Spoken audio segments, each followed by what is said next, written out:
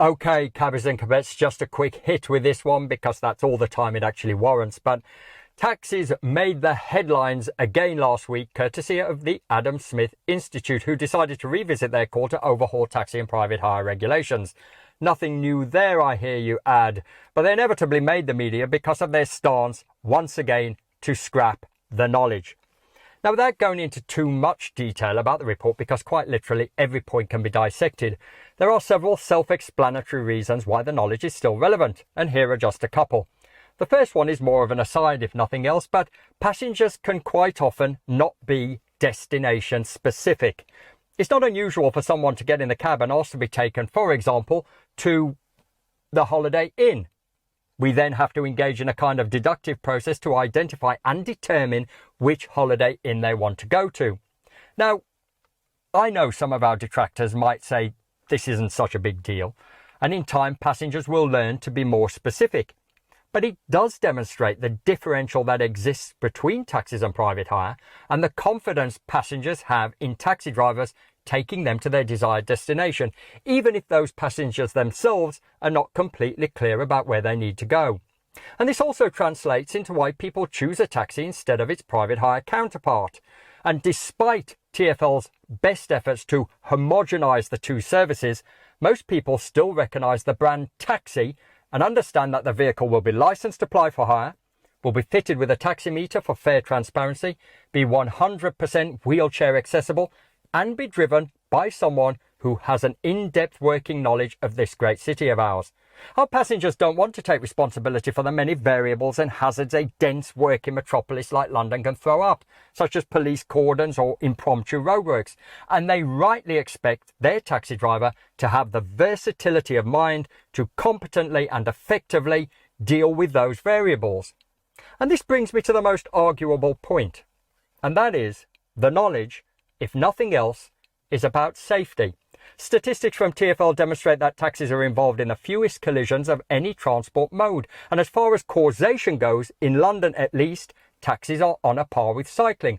Considering the amount of time taxi drivers spend on the road, that is quite a remarkable safety record. And that can only be attributed to the driver being fully conversant with the road layout, which means not having to be preoccupied with following routes on a GPS system. Now, that's not to say technology isn't useful. It is. Integrating it and applying it effectively has its benefits. And I'm not even saying taxi drivers don't use sat-navs either. But if I use one, I only need to reference it fleetingly. I don't need to be enslaved to its every instruction. And that is the point. The knowledge is about developing the skill to safely navigate a vast number of permeabilities that arise from committing to memory hundreds of routes that crisscross London. Following a sat-nav means the driver never has to commit anything to memory. They don't even have to know where they are going, and they would always have to acquiesce to the sat-nav. And this over-reliance is probably the reason why we see so many traffic accidents involving vehicles displaying private hire identifiers. Even the government recognises that the main prevention of accidents is road experience. And given the new laws around mobile phone use whilst driving, it is incomprehensible that the regulator would consider it a good thing, safety or otherwise, to flood the streets with tens of thousands of drivers who are duty-bound to phone gazing. On a final note, the London hackney carriage trade is one of the few manual skilled careers left that rewards endeavour over privilege. The knowledge test acted as a natural quantitative restriction barrier where take-up was based on a socio-economic criteria, such as the number of inhabitants and the number of tourists and business travellers. The taxi market was also geographically controlled since licences are only valid for the area of the issuing district, thus allowing supply to determine demand. Since the onset of rideshare, big business has done its damnedest to circumvent that system to benefit only themselves. Clogging up roads with mass oversupply of cars does nothing to help pollution, safety, or the expeditious flow of transport services. And let's face it, the last thing any of these big app companies want is more rules and regulations, and are doing all that they can to gain political support.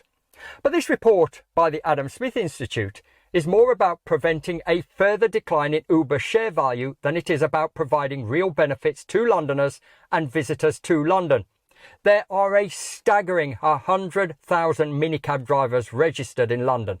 How many more does there have to be before ride-hailing apps such as Uber start to demonstrate efficiency savings themselves? And if TfL was serious about Vision Zero, they would look at more ways to support knowledge students becoming competent, safe taxi drivers who provide inclusive transport and actually know where they are going.